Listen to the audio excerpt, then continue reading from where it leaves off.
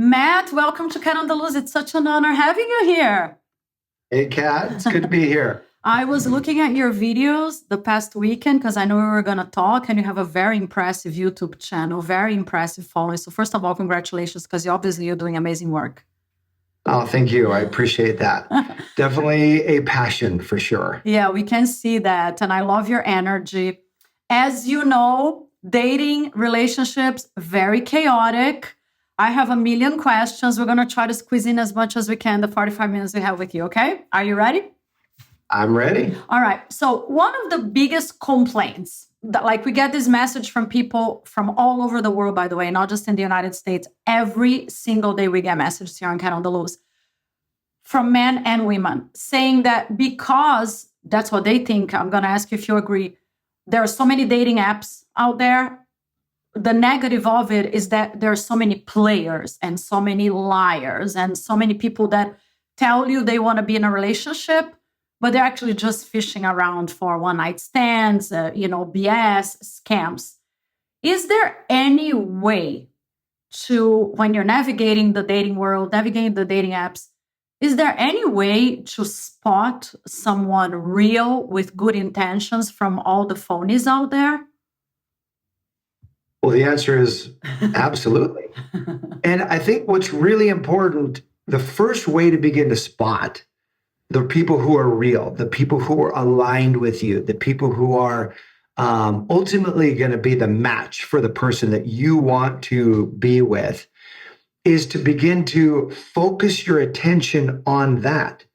There's this old saying that what we resist persists. In other words, if we get really frustrated with the scammers and the catfishers and the people who aren't what we want, what we're actually doing is we're connecting ourselves to those people through negative energy. We're connecting ourselves to those people through the resentment, the anger, the frustration. And what ultimately happens is because we put our attention there, we end up finding way more of those people because you're in resonance with the frustration, you're in resonance with the irritation, and whatever you're in resonance with, you attract more of into your life. So way better is to actually begin to put our attention on the possibilities of what it is you do want. And let's say you come across a scammer. Let's say you come across someone who's just a player, someone who just wants to hook up and have fun. And there's nothing wrong with people who just want to have fun in this space. This, what everyone gets to have, whatever it is that they would love to have. But if you're looking for something more meaningful, deep, and lasting, then what you do is you put your energy and your focus there while letting the other interactions wash off of you like water off a duck's back. I love that. I love that. Yeah, then you'll attract way more of those people because that's where your energy is going. And it's a huge, I know it may not seem easy, but here's one easy tip. Like, here, let me tell you what other women are also really frustrated with, and other men as well, as they go online and they're like, most of the people online I would never date. And I'm like, well, that's because it represents the general population. Like if you're walking through the airport or you're walking through the mall or the county fair, 99% of those people you would never date anyway. But you don't need to date 99% of them. You only need one. Yes. And so the information is it only takes one and it can be easy. Yeah. And so you stick to that and things become easy. For me, I mean, at least in my dating life, and I always tell my listeners that I'm all about quality, not quantity. And I think if you're going through the dating apps, it's kind of like finding the diamond in the sand for you, right? So yeah, like you said, what's the point in shifting to the right, like 20, 100 to 200, 300 people? Very likely you don't have anything in common with 300 people. For me, it's more like take your time and try to find those rare ones that resonate with you or you have some similar interests with and go from there. Yeah. And even if you do swipe through 200 people, be very mindful of the story we begin to tell ourselves.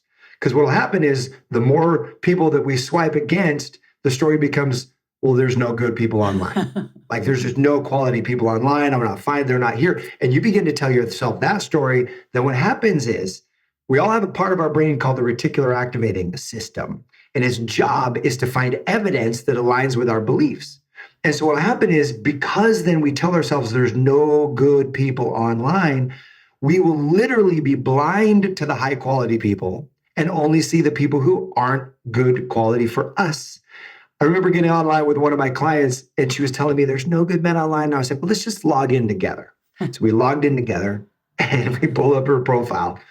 And literally on page 2, I was like, what about Brian? Like, dude, he's good looking, he's sexy, he's this and that. And she was like, I've never seen Brian before. And I went, wait a minute, go over to your messages. And Brian had literally sent her a message 2 weeks before. Oh, wow. And she just didn't pay attention. She was blind to it because she was so convinced she would never find anyone great online. She literally couldn't see him. Wow. See, there you go. For me, I will tell you, I swipe like thousands to the left. Maybe one or two, but I look at it the other way. I look at it like my person is there and my person is trying to find me. I'm just really picky and I'm dating with intention and I know exactly what I want. And I think that's okay too, right? Yes. Can I share something that is not very well talked about? And it's when you're swiping left, when you're swiping no on somebody, the energy that we do that with really matters, I believe. I agree. Because again, like attracts like. So imagine for a moment that oftentimes we're swiped no and the energy is like yuck, or the energy is judgment, or the energy is criticism, or the energy is like not enoughness. Well, keep in mind that like attracts like. So if we're in that state, then that's actually self-perpetuating yuck, not enoughness, right? Criticism. Instead, recognizing that, here's what I believe. The feeling that we have for a partner, that feeling, that longing that we have, is there because a partner exists. Really, it's the echo of their longing for us, that the two exist together. And so knowing that every person online who wants to find love, there is that possibility for them. Every person online who wants to have companionship, there exists that possibility for them. They might not be right for you, but there is somebody who is right for them and that they're right for their partner. And so when you swipe left, instead of just saying yuck or you're not enough or any of that energy, instead say, may you find love easily. Yes. May you find love easily. I love and so that. It's like you send them forward with a blessing. You send them forward with love, and it changes the state, because so many people feel like online dating is a chore. But if you actually say, well, I'm actually going to use this as a way to contribute positive love and energy to the world, then you've just like sent like 50 people a blessing that day. And whether or not you find your person or not, you put good energy out there and it will come back. Oh my God, 1,000,000%. To me, everything is about energy. And I think we attract the energy that we are. So even if somebody doesn't work for you, it's not because they're a bad person. They're just not your person. So I love that you said that, because I agree with you completely. Now, I want to ask you something that is very controversial. I've heard all kinds of opinions about it. I'll tell you mine, but I want to know yours. A lot of dating coaches, matchmakers, relationship experts, their opinion is that when you are single and you're out in the dating world, it's okay to start with small white lies. For example, lie about your age on the dating profile because it increases your dating pool. You don't have to tell everything at once, and because it's marketing. My opinion is, I don't like starting anything whatsoever with a lie, even if it's a tiny lie, because I don't like being lied to. Even like if it's your age, your height, your financial status, whatever it is. Like if I like someone, I want them to like me for me. I want to like them the way they are. And a lot of people don't appreciate it. So I don't agree with a lot of these experts. What is your opinion on that? Well, I believe I'm aligned with more your side of the camp. You brought one category that I want to talk about here. Yeah. But at the end of the day, I believe in treating people the way we want to be treated. So if you have a high value on integrity and honesty, then we want to lead with that. There are two scenarios that we can talk about. One of them is, so let me go back. So on a date, like how tall you are, your values, all the things that are important. Yes, be 100% integrous if you value honesty and integrity. There are scenarios where, like online dating, let's say you're 51 and people are just going to rule you out because they're only searching for 40 to 49 and they would never find you. Where in real life, they would absolutely find you because you look like you're 42, even though you're 51. So what do you do with that? So there are ways in which you can be 100% in integrity and honest and let yourself be found. So for example, you can adjust your birthday in the dating profile to allow yourself to be found. And instead of 51, you say 49 or whatever it is. But then in your profile, you say specifically, like at the end, just so you know, I value honesty and integrity. I adjusted my birthday so you can find me. My real age is 51.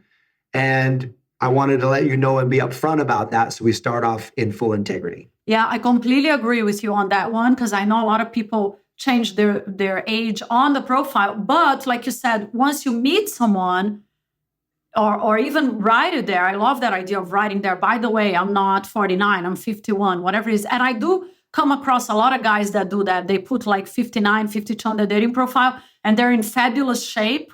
And they write on their profile, by the way, I'm 60, I'm in great shape. But exactly what you just said, I see that every day there. But at least they're coming clean from the get-go. What I don't agree with is you meet someone and you go on a date or even the first date or second date, and you continue with the small white lies. Because, like, I give you an example. I was dating this guy last year. I have 2 dogs, right? I don't have kids. My dogs are a huge part of my life. And I always ask anybody if you don't like dogs. And this guy lied to me. He was like, I like dogs. Sure enough, like 2 months into dating, when I brought him to my house, it took me like 2 seconds to figure out it was a lie. He was scared of dogs. He wasn't comfortable around dogs. So it made me think, like, why would you lie to keep me taking on date after date after date, right? If one day it comes, you're going to find out about it. And a lot of people say it happens to them all the time. They're dating for months, 1, 2, 3 months. And then they find out that the person, like I said, small lies, not big lies, but, it kind of taints the beginning of the relationship, right? Well, I think I agree with you. And as a best practice, be integrous, be honest, because what's way more important too is to get to the root of why the desire to lie. Why would this guy say that? Exactly. Because it's all lies are rooted in fear. Fear that the truth is not enough. Fear that if they actually say the truth, that they're not going to ultimately get the life that they want or the result that they want. So this guy wants to date you. He's afraid that if he says, look, I'm actually kind of a little bit uncomfortable around dogs. I'm open to dogs, but I'm just not a dog lover, that you wouldn't want to date him and that he won't be able to find ultimately the love of his life, right? Yeah. And so he lies. But here's the key. The desire to lie, like the desire is you pull back the layers and go underneath it and you say, oh, what's the belief that I have that's generating the fear that would stimulate me to lie? And you actually want to shift the belief. You want to change the belief, because if the belief is operating and generating a state of fear, we won't find love. The belief needs to be generating a state of what I call love abundance, which is that for each and every person, there's the possibility for love. That your source of love isn't even found in another human being, but it's in source itself.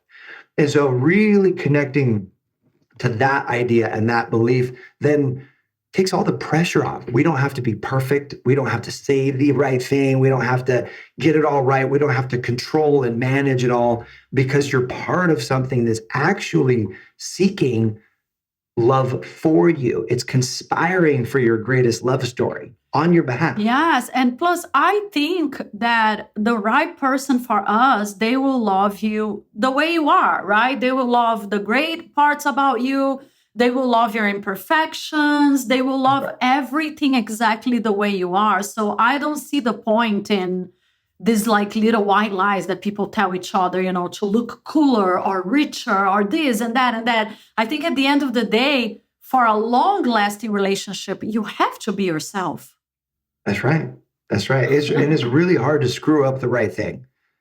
In other words, like Yeah, when you meet right. the person, let's say you got salad in your teeth, or you say the wrong thing, or you make a mistake, spill your water, like whatever it is, you're so nervous.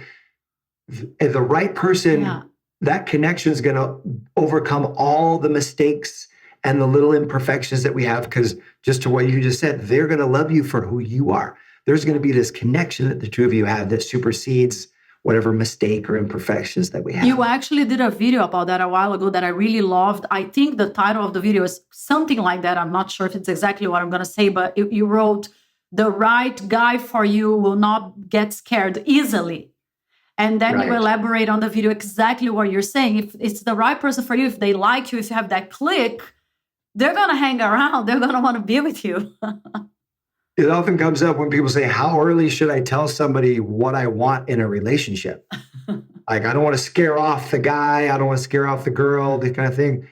And I say, it is really hard to scare off somebody who wants a relationship by talking about wanting a relationship. Yeah. Like, you're not going to scare them And off. if you do that, we're not your person. Right? Exactly. It's really easy to scare off somebody who doesn't want a relationship. But that's the whole idea, is to scare off the wrong people faster so you can make room for the right people faster. Yeah, totally. I do this thing that I guess I invented myself. Tell me if you think it's too much, but I literally get a piece of paper and I write down on a piece of paper everything that I want in a relationship, like all my non-negotiables, everything that is really important to me. So when I meet someone and we start talking, I try to figure out if it matches, what I need. And then I start a column on the left side of that piece of paper, like everything that he agrees with and everything that is very different. For example, if he tells me, oh, I don't want to live in California, I want to retire in Idaho, right? Then I write it down on the left side because for me, geography is kind of like a deal breaker. And then I start comparing these lists to see, is this a potential person that I want to be in a relationship with, or there are too many deal breakers? That's an interesting perspective. I like to take a simplified approach in that I love the idea of having everything that you want listed out in a relationship, like write it all down, and then narrow it down to your top 5 things. Yeah. Right? Your top 5 things. And those top 5 become like the rudder. And then when you go on a date with somebody, the goal is not, do I see myself with this person long term? And I know that sounds counterintuitive because that's all what we think and we do. We imagine marrying the person. We imagine, do we have kids with this person? How are they going to be in life together? Or I don't want to live in Idaho, God forbid, all of this stuff.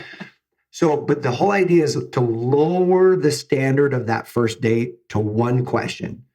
Do I want to see this person one more time? Yeah. Totally. Did I enjoy myself enough to see them one more time? Because here's the deal, especially on like where you live and those types of things.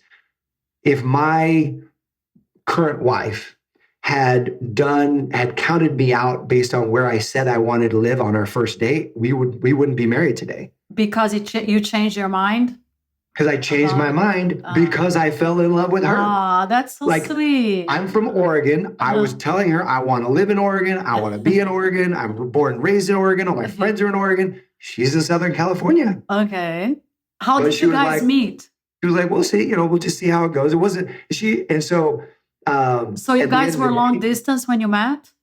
Yeah, we dated 9 months long distance. Okay.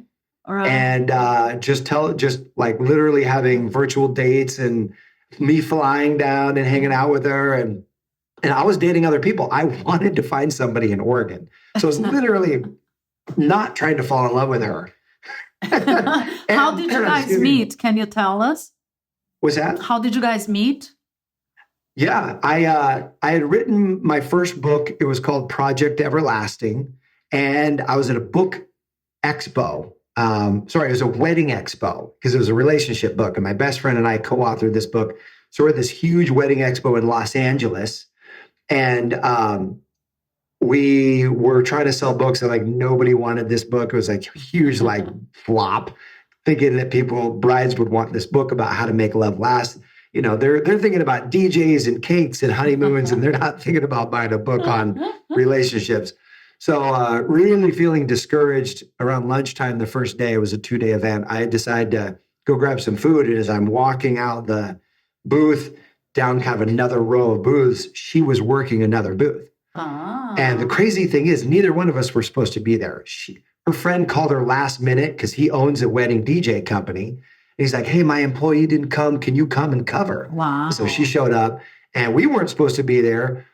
Somebody else flaked out and the owner of the whole thing called us up and said, hey, I got a free booth if you guys want to come. So we flew down and I saw her work in this other booth and went up and did a very bad introduction and she was totally unimpressed with me, but I kept coming back to talk to her.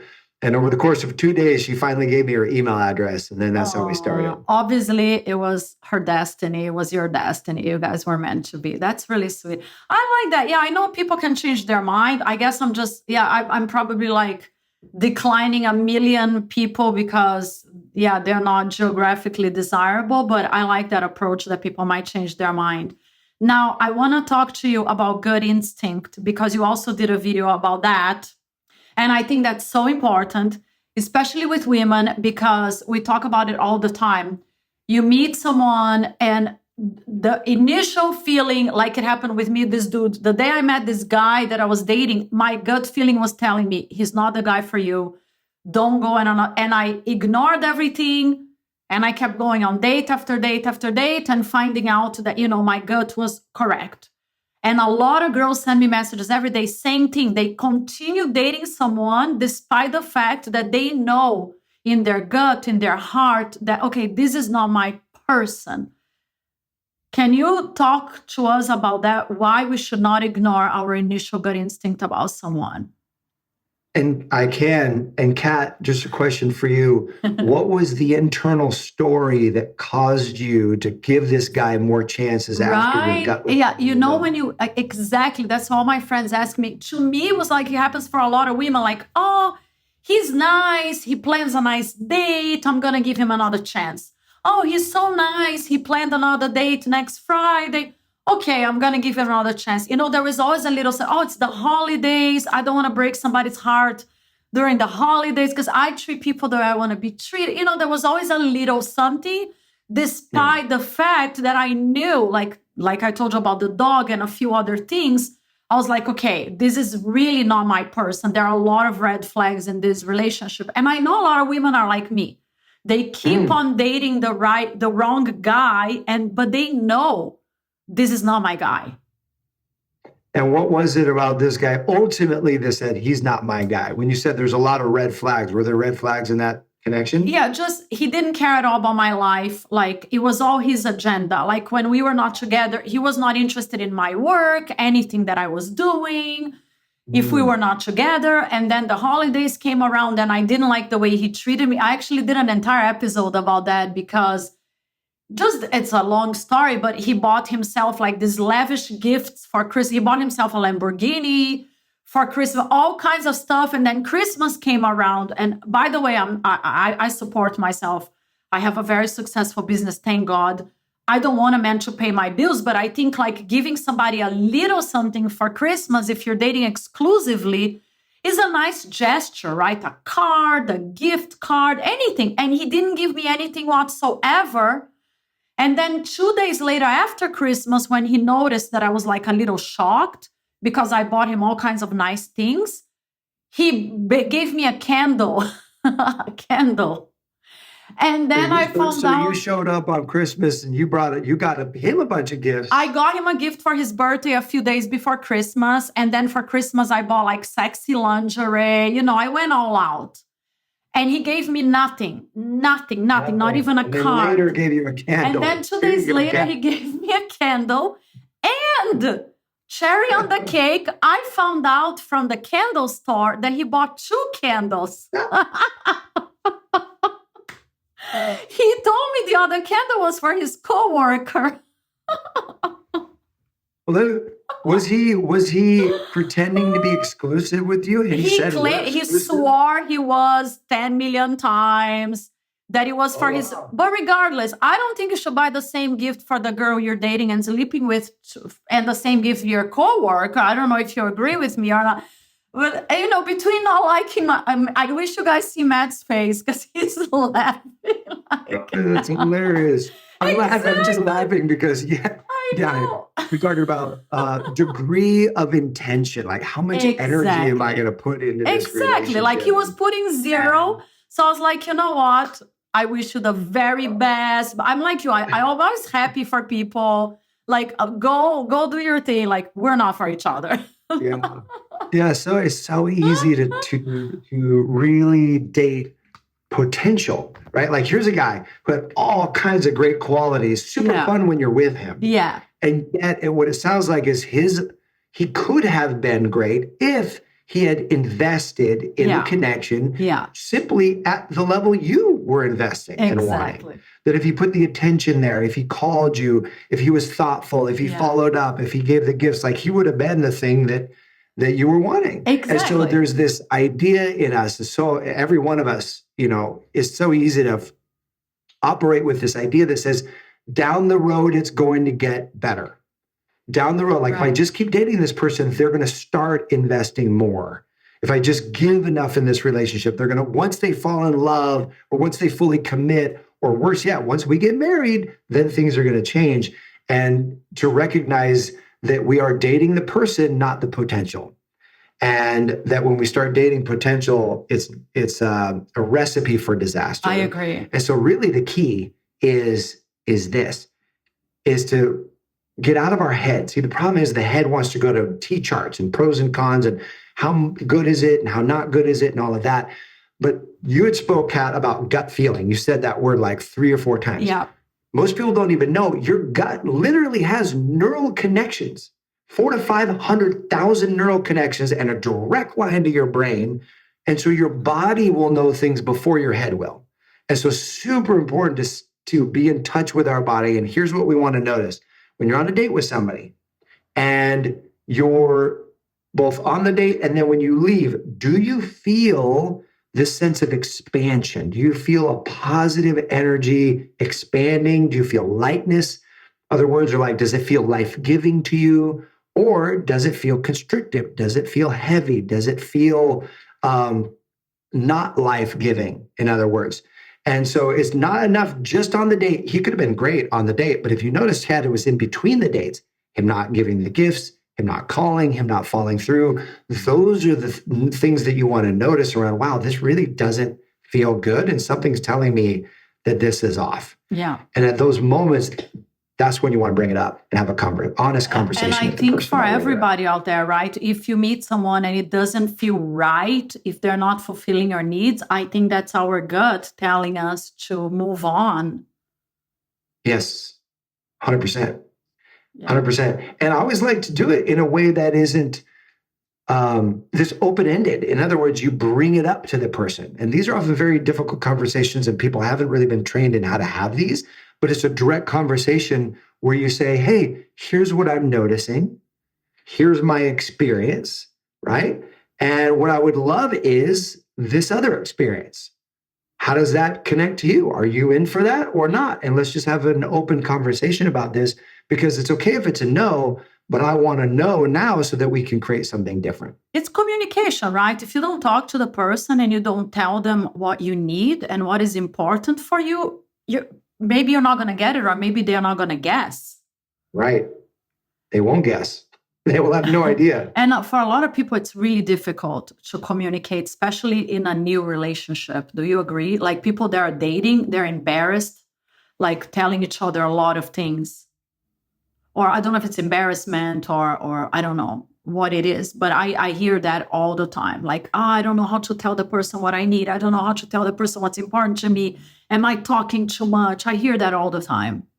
Yes. And this is where we rest on the belief it's really hard to screw up the right thing. So if you feel like you're talking too much, maybe notice that and ask the other person a question. Try to balance it out. But in no way, shape, or form do we water down our needs or wants or vision. In fact, my best practice is on the very first date, ask the person what their vision is for their love life. What is it that they want to see? What do they see for themselves? What do they want to create? And see if your vision is aligned. That's going to save a huge amount of time with somebody who we're afraid to ask them what they want because we feel like we're being too clingy. And here's the nuance. When you ask somebody their vision, and then maybe they'll ask you, well, what do you want in your love life? Speak what you want in your love life with the understanding that this other person isn't that person yet.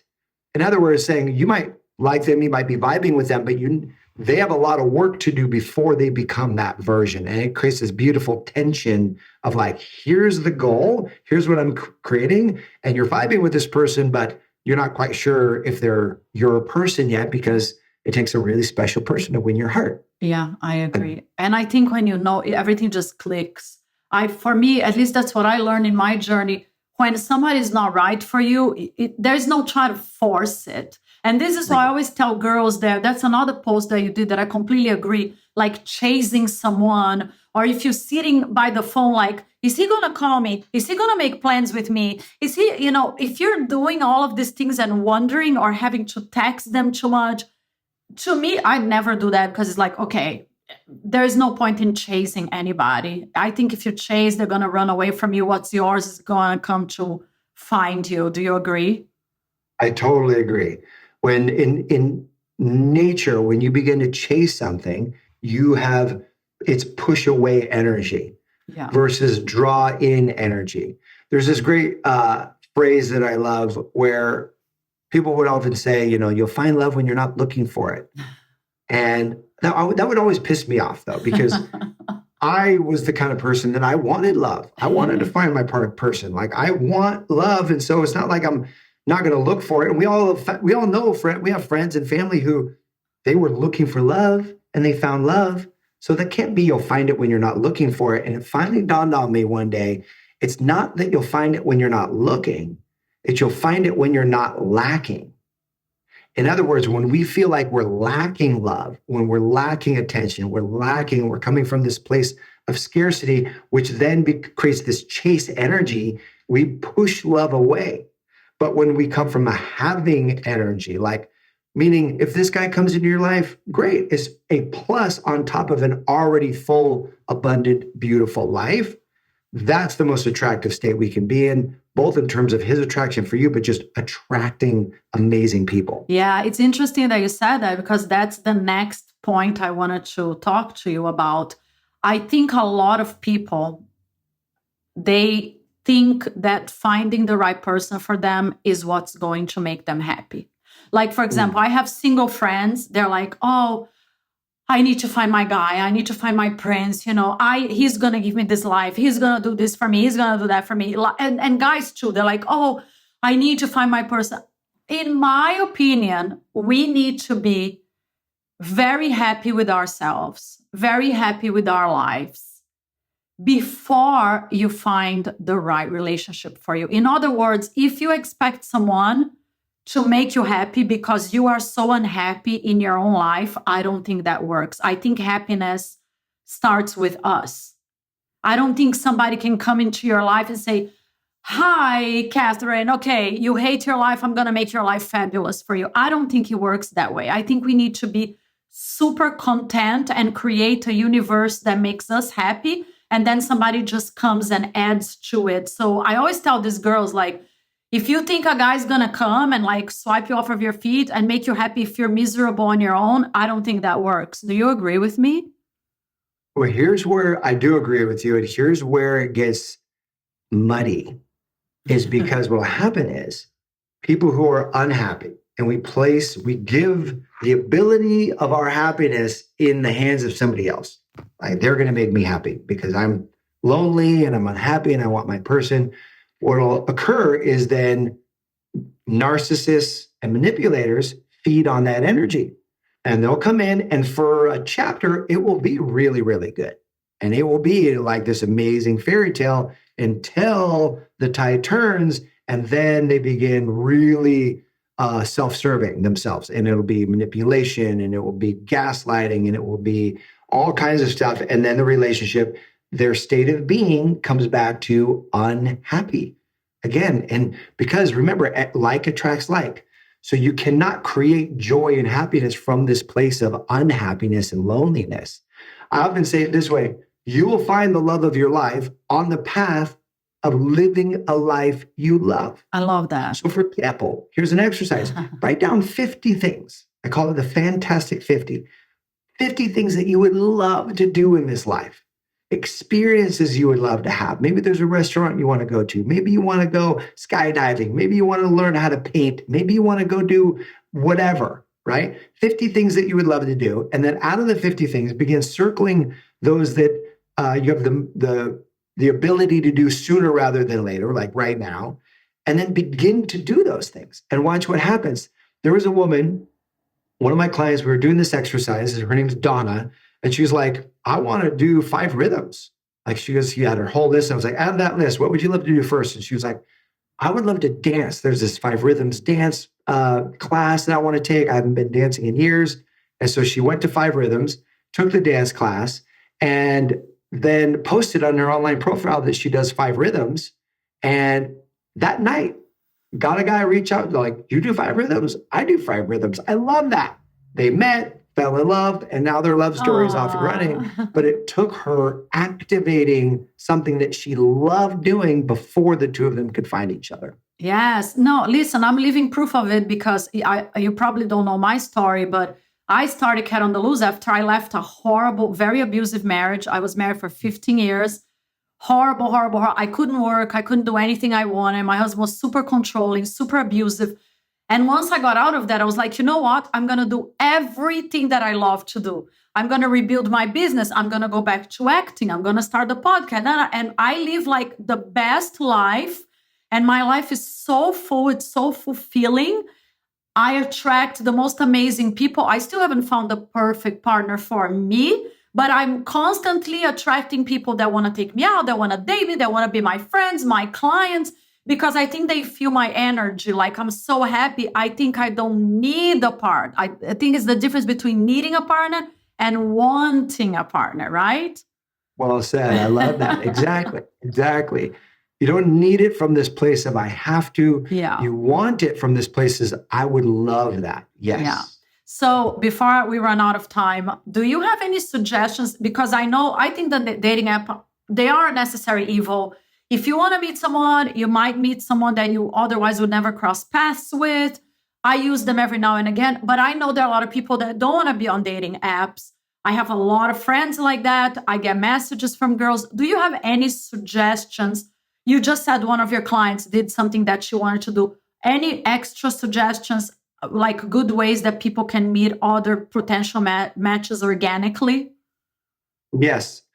And let me just say about the dating app. So real quick, one mindset shift, because a lot of my clients don't want to do dating apps either. And it's this degree of openness. Like I get it with a woman who's been on dating apps and she's burned out. I'm not talking about her because she's already been open and creating opportunities on dating apps. But those of us out there who are just like, I don't want to do it for our own reasons. I was one of those. It took me actually getting on a dating app to find my wife not on a dating app. Right. And what happens is when we get on a dating app, what we're doing is we're basically sending a signal out to life saying, I'm open, like I'm available. Yeah. I'm willing to receive this relationship now. And the thought is that your person, the person who's looking for you, that person is doesn't want to find you at a bar. That person doesn't really believe they're going to meet you at the grocery store or at a Starbucks. They're like, yeah, that would be nice. But they're convincing themselves right now, you know what? You're probably on a dating app. And so even though they don't want to get on it either, they're getting themselves on a dating app. And so here's the mental shift. The mental shift is for those who don't want to do it or are in full resistance, the shift is do it for your partner. Because they're most likely on a dating app, also trying to find you. That creates this openness. But you don't leave it to there. You don't leave it just to online dating apps. There's a few other things you can do. Number one is you invoke what are called love ambassadors. And I love this. This is where you tell your closest friends or your family, people you know who have your back, that aren't going to judge you, but are going to champion you, support you. And you tell them, you say, hey, I am ready now for the love of my life. And so I'll share with you 5 things. And you give them your top 5. You say, these are the 5 things I'm looking for. If you meet somebody or know somebody who's like this, would you be willing to introduce us? and they become love ambassadors. Second thing you do is you start creating what's called social momentum, where you're out and about and you start interacting just friendly. We're not talking about flirting with people that you're not attracted to, but just friendly interactions with everyone that you're interacting with in your daily life. So instead of being nose down, face down in the phone, your eyes up, heart open, and you're connecting with the checkout person at Starbucks. You're connecting with the grocery clerk. You're connecting with the bank teller, and there's little extra interactions that are happening because synchronicity is at work trying to align you with your person, and you just never know what's going to happen. One of my clients, her name is Julie Roberts. She was 69 years old and wanted a smart man who was a mathematician, like super smart, who was an environmentalist and had all these things. And part of her was like, this guy doesn't exist. And I was challenging her and I was like, sure, this guy can exist. You can't challenge the universe. I mean, you can, but in the field of infinite possibilities, what would you love? What would you really love, Julia? And she was like, you know what? What I really love is a man in a kilt. And so she did the love ambassador thing and kept open, with social momentum, all of this. A month later, her friend called her back and said, I think I have someone for you to meet. This guy named Ian, who was a scientist, super smart, environmentalist.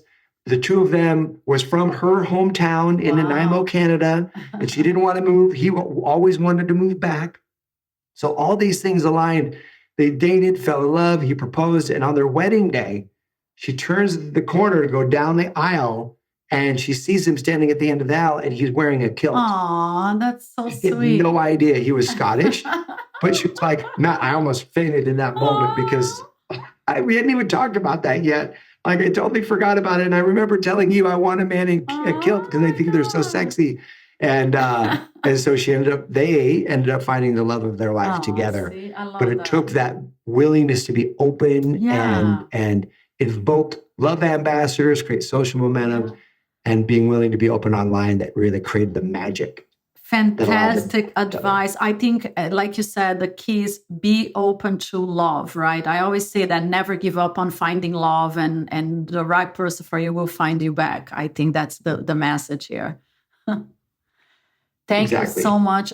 You're amazing. Guys, I'm attaching his Instagram link to this audio episode so you can go follow his work, connect with him. Amazing videos, super inspirational. And if you are listening to the audio episode, make sure you go to our YouTube channel, Cat on the Loose Show, so you can see his work. And I'm connecting his YouTube with mine because he has a gigantic YouTube following. Very well deserved because you are fantastic at what you do. It's an honor having you here. I know we're going to have a million questions for you, so I'll definitely invite you back for another episode. Thank you, Kat. It's my pleasure. Thank you so much, Matt. And guys, never give up on love. I'll see you soon.